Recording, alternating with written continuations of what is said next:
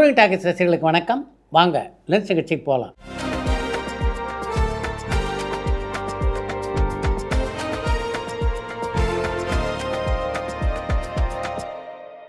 என்னம்மா முதல் கேள்வி? சார், தெலுங்கு சினிமாலையும் சரி தமிழ் சினிமாலையும் சரி விஜயசாந்தி மேடம்க்கு பிறகு ஏன் எந்த ஒரு ஆக்ஷன் ஹீரோயினுமே உருவாகவே இல்லைன்னு பொள்ளாச்சியிலிருந்து விக்னேஸ்வரன் கேட்டிருக்காங்க. விஜயசாந்தி ஆக்ஷன் ஹீரோனாக மிகப்பெரிய அளவிலே சாதித்தார்கள் என்றால் அதுக்கு முக்கியமான காரணம் அப்படிப்பட்ட படங்களில் நடிப்பதற்கு அவருக்கு இருந்த ஆர்வம். அதுக்கு பின்னால் ரோஜா ஒரு முறை அது போன்ற படங்களை நடிப்பதற்கு முயற்சி செய்தார். ஆனால் அது சரியாக வரல. அப்படிப்பட்ட ஆர்வம் இல்லாத காரணத்தினால்தான் இன்றுள்ள கதாநாயகர்களால் அது மாதிரியான ஆக்ஷன் படங்களில் நடிக்க முடியல. கிழக்கே போகும் ரயில் படத்தில் நடித்த நடிகர் சுதாகர் இப்போ எங்கே இருக்காரு, இப்போ ஏதாவது திரைப்படங்கள் அவர் நடிக்கிறாரான்னு பாலக்கோட்லேருந்து சங்கர் கேட்டிருக்காங்க. கிழக்கே போகும் ரயில் படத்திலே கதாநாயகன் நடித்த சுதாகர் அதுக்கப்புறம் ஒரு காலகட்டத்திலே தெலுங்கு படங்களுக்கு மாறினார். அங்கே பார்த்தீங்கன்னா நகைச்சுவை பாத்திரங்கள் பலவற்றை நடித்தார். இப்போ சமீப காலமாக அவருடைய உடல்நிலை அவ்வளவாக சரியில்லை. அதனால் திரைப்படங்களில் நடிப்பதிலிருந்து முழுமையாக விலகிவிட்டார் அவர். சார், பசும்பொன் திரைப்படத்தினுடைய டைட்டில் கார்டில் ஒளிப்பதிவு இளவரசு அண்ட் கண்ணன் பேர் வருது. இந்த படத்துக்கு ஒளிப்பதிவு இயக்குனர் யாருன்னு சொல்ல முடியுமான்னு சாத்தூர்லேருந்து ரவிச்சந்திரன் கேட்டிருக்காங்க. பசும்பொன் படத்தினுடைய டைட்டில் கார்டை நீங்கள் சரியாக பார்த்ததா எனக்கு தெரியல. அந்த படத்தில் ஒளிப்பதிவு இளவரசு என்று வரும், ஒளிப்பதிவு இயக்குனர் என்று பி கண்ணனுடைய பெயர் வரும். இதிலிருந்தே வித்தியாசத்தை நீங்கள் தெளிவாக புரிஞ்சிக்கலாமே. பொதுவாக ஹோம் லாங்குவேஜில் மட்டும்தான் நிறைய ஹீரோஸ்க்கு சக்ஸஸ்ஃபுல் மூவிஸ் அமைஞ்சிருக்கும். ஆனால் இந்திய சினிமாவில் 5 மொழிகளுக்கு மேலே உலகநாயகன் கமல்ஹாசன் சார் தான் ஹீரோவாக நடித்து பெரிய பெரிய பிளாக் பஸ்டர் திரைப்படங்களை கொடுத்துருக்காங்க.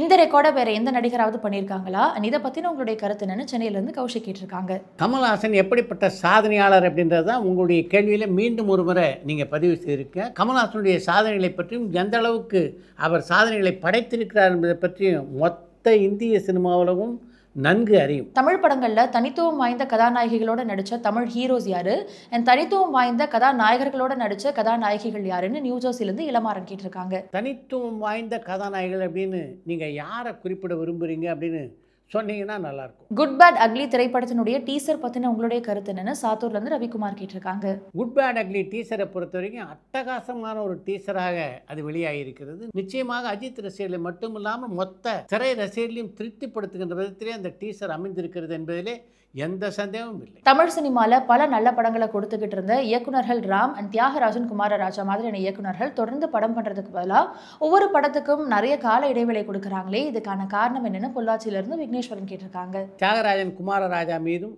இயக்குனர் ராம் மீதும் நீங்கள் இந்த அளவு மரியாதை வைத்திருக்கீங்கன்னா அதுக்கு முக்கியமான காரணம் அவருடைய படைப்புகள் தான். தங்களுடைய படைப்புகள் தான் தங்களுக்கு இந்த மாதிரியான ஒரு பெயரை பெற்று தந்திருக்கின்றன அப்படின்றத அவங்க 2 பேருமே நன்கு அறிவார்கள். அதனால தான் தங்களுடைய அடுத்தடுத்த படைப்புகளில் அவர்கள் அவசரம் காட்டுவதில்லை. நடிகைகள் கான்ட்ராக்டில் அவங்க கொடுக்குற உடையை தான் அணியணும்னு ஏதாவது ரூல்ஸ் இருக்குமான்னு ஆலந்தூர்லேருந்து காவியா கேட்டிருக்காங்க. பொதுவாக படத்தை தயாரிக்கின்ற கம்பெனிகள் கொடுக்கின்ற உடைகளைத்தான் நடிகைகள் அணியணும் அப்படின்னு கான்ட்ராக்டில் போட மாட்டாங்க. நீக்கன் ராயன் ஆகிய திரைப்படங்களை பார்க்கும்பொழுது உண்மையாகவே பவர் பாண்டி திரைப்படத்தை நடிகர் தனுஷ் தான் இயக்குனாரான்னு பல பேருக்கு சந்தேகமாக இருக்குது. உங்களுக்கு அப்படி தோணுச்சா? அண்ட் பவர் பாண்டி திரைப்படத்தை உண்மையாகவே நடிகர் தனுஷ் தான் இயக்குனாரா அல்லது வேறு யாராவது இயக்குனாங்களான்னு மட்டக்களப்பில் தான் மயூரன் கேட்டிருக்காங்க. உங்களுக்கு தோன்றியது கொஞ்சம் வித்தியாசமான சந்தேகம் அப்படின்னு நான் பார்க்குறேன்.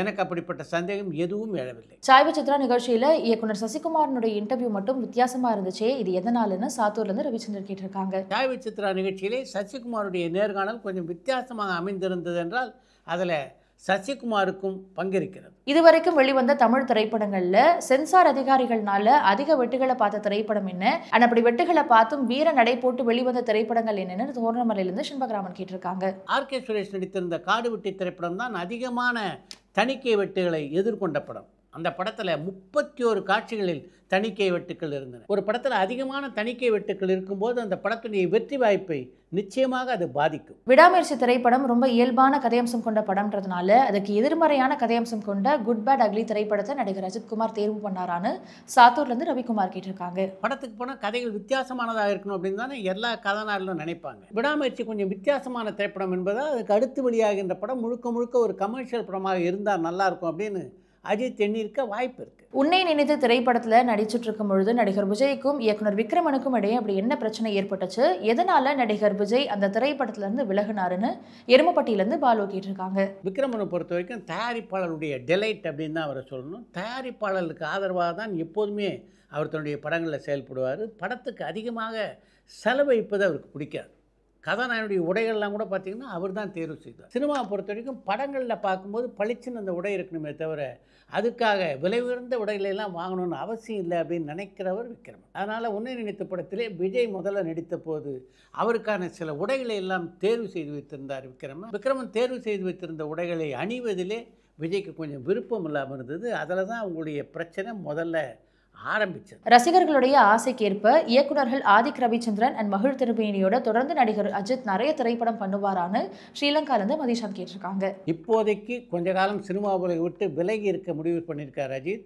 இந்த 6 மாத காலத்துக்கு பின்னால் தான் அடுத்து யாரோட ஒரு பணியாற்ற இருக்கிறார் அப்படின்றது போன்ற விவரங்கள்லாம் தெரிய வரும். சார், உங்களுக்கு அதிகம் பிடிச்ச பாடி பில்டர் நடிகர்கள் யாருன்னு சென்னையிலேருந்து சந்தனகுமார் கேட்டிருக்காங்க.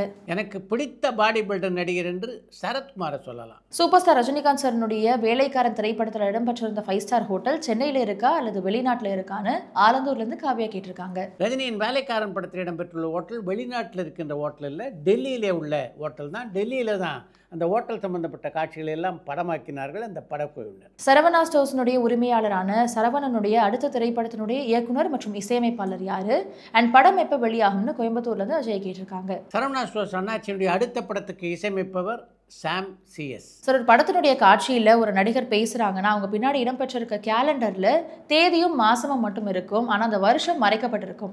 இது தற்செயலாக நடக்குதா அல்லது ஏதாவது பின் காரணங்கள் இதுக்கு இருக்கான்னு தெற்கு ஆத்தூர்லேருந்து பரத்குமார் கேட்டிருக்காங்க. பொதுவாக எல்லா திரைப்படங்களிலும் தனிப்பட்ட காரணங்கள் இருந்தால் ஒழிய அந்த படத்தினுடைய கதை எந்த காலகட்டத்தில் நடக்கிறது என்பதை தவிர்ப்பதற்கு தான் எல்லா இயக்குனர்களும் முயற்சி பண்ணுவாங்க. ஜெயலலிதா மேம்க்கு கண்ணுக்கு தெரிஞ்ச எதிரிகள் அதிகமா அல்லது கண்ணுக்கு தெரியாத எதிரிகள் அதிகமான சென்னையிலேருந்து சந்தனகுமார் கேட்டிருக்காங்க. ஜெயலலிதாவை பொறுத்தவரையிலே அவருக்கு கண்ணுக்கு தெரிந்த எதிரிகளை விட கண்ணுக்கு தெரியாத எதிரிகள் தான் அதிகம்.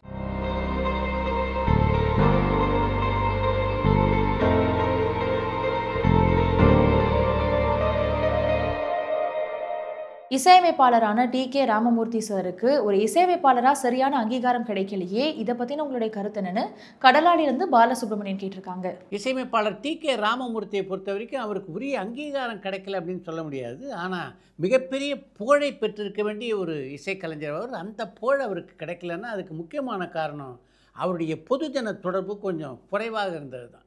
எம்.எஸ். விஸ்வநாதன், ராமமூர்த்தி 2 பேரில் பார்த்தீங்கன்னா எம்.எஸ். விஸ்வநாதன் எல்லோருடனும் கலகலப்பாக பழகுவார். ஆனால் ராமமூர்த்தி அப்படி பழக மாட்டார். எம்.எஸ். விஸ்வநாதன் ராமமூர்த்தியினுடைய சிஷ்யர்களான சங்கர் கணேசன் பார்த்தீங்கன்னா சங்கர் இருக்கார், அவர் டி.கே. ராமமூர்த்தி மாதிரி கலகலப்பாக எல்லோருடனும் பழக மாட்டார். ஆனால் கணேஷ் இருக்காரே, அவர் எல்லோருடனும் கலகலப்பாக பழகுவார். அடுத்து இன்று ஒரு தகவல். ஒரு காலகட்டத்திலே தென்னிந்திய திரைப்பட பத்திரிகையாளர்கள் அனைவரும் சேர்ந்து எம்ஜிஆருக்கு ஒரு பாராட்டு விழாவை நடத்தினார். அந்த பாராட்டு விழாவில் பேசும்போது எதிர்காலத்திலே மிகையான நடிப்புக்கு அந்த அளவுக்கு வரவேற்பு இருக்காது, இயற்கையான நடிப்புக்கு தான் வரவேற்பு இருக்கும் என்று பேசினார் எம்ஜிஆர். இப்படி அவர் பேசினோடனே சிவாஜி கணேசனை தாக்கித்தான் எம்ஜிஆர் அப்படி பேசியிருக்காருன்னு பல பத்திரிகைகளிலே விமர்சிக்க தொடங்கினார். அதை பற்றி எம்ஜிஆரிடம் ஒரு நிருபர் கேட்டபோது எதிர்காலத்தில் மிகையான நடிப்புக்கு வரவேற்பு இருக்காது, இயற்கையான நடிப்புக்கு தான் வரவேற்பு இருக்கும் அப்படின்னு நான் சொன்ன உடனே ஏன் சிவாஜி கணேசனை நீங்கள் நினைவுபடுத்திக் கொள்கிறீர்கள்?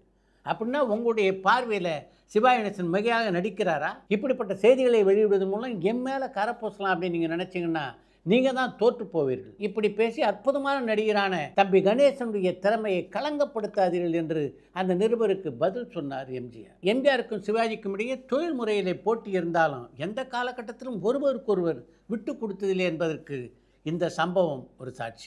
எம்ஜிஆரை எப்போ முதலாக சந்திச்சிங்க? பாம்புற ஹோட்டலில் கச்சேரி அப்போ நடக்கும்போது சிஎம் அப்போ அங்கிள் இவர் தான் எம்ஜிஆர் அங்கிள் வராது. டக்குன்னு என்னை பார்த்துட்டு பப்ளு நீ ஆக்ட் பண்ண ஆர்டிஸ்ட் இல்லை சரி, டக்குன்னு போயிட்டு கமல் சார் ஆக்ட் பண்ணி அதே மாதிரி பேசி எல்லாம் பண்ண அப்படின்னு பார்த்தேன். சிரிக்கிறார், சிரிச்சுட்டு தராரு தேங்க்ஸ் அங்கிள் சொன்னார். சரி, அப்புறம் இப்படி யோசிச்சுட்டு இப்படி பார்த்தா என்னைய பார்த்துட்டு இருக்கிறாரு. இளையராஜா கிட்ட பணியாற்றியதில் உங்களால் மறக்க முடியாத அனுபவம்னா எதை சொல்லலாம்? குருன்னு மலையாள படம் ஒன்று வந்து மோகன்லால் லைக் பண்ணார். பெரிய படம் அது. செல்லோ ஒரு 10 பேர் செல்லோ, அப்புறம் டபுள் பேஸ் 5 டபுள் பேஸ். நான் என்ன டபுள் பேஸ் கூப்பிட்டுருக்காங்க, என்ன போட்டிருக்காங்க. சுப்பையா எங்கே 10 செல்லு கேட்டேன், 9 செல்லு தான் இருக்குதுன்னு கேட்டார். ஆனால் கிடைக்கலண்ணே, அங்கேருந்து கமெண்ட் அடிக்கிறாரு, உள்ளேருந்து அடிக்கிறாரு ஆக்டர். ஆனால் சொல்லுங்கண்ணே என்ன வேலை பண்ணுறது திரும்ப நீ. பரபரப்பான சினிமா செய்திகள், நட்சத்திரங்களின் பேட்டிகள், சினிமா வரலாறு ஆகியவற்றை பார்க்கவும் படிக்கவும் உங்களுக்கான இணையதளம் tourantalkies.co.